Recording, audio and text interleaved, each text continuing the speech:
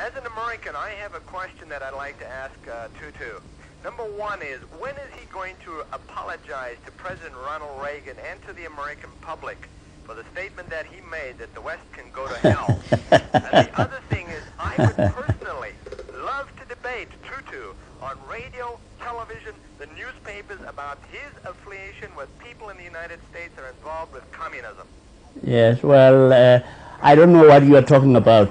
I would just want to say that I have absolutely nothing to apologize for. If the same circumstances recurred, I would react in the same kind of way exactly. All right, my other question is, Randolph Robinson, he's a supporter of the Marxist takeover of South Africa.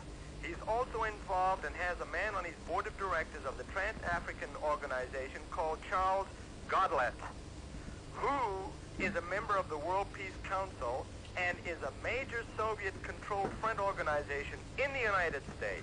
And Randolph Robinson is also involved in the causes of the Communist Party in the United States. How can you support those people? My dear friend, do you know somebody called Mr. McCarthy in your country? Yes, sir. Do you know him, and do you know what he used to do?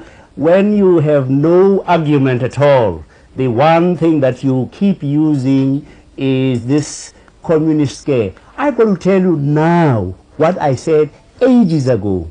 I and many blacks are not concerned about communism. We are concerned about apartheid now. That is what causes us pain and suffering, and it is injustice. And you can come along.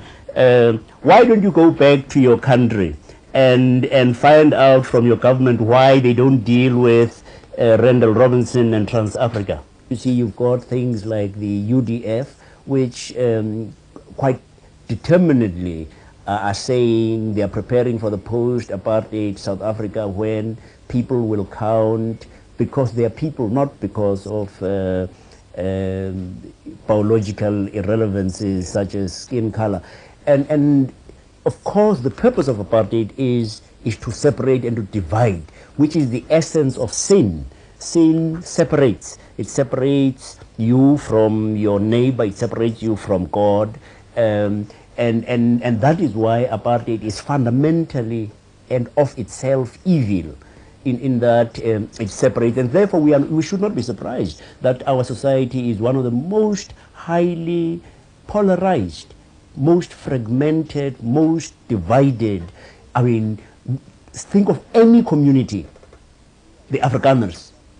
They are not what we used to think, this monolith. There are the CPs, the HNP, the NP, the English-speaking Indians, so-called coloreds.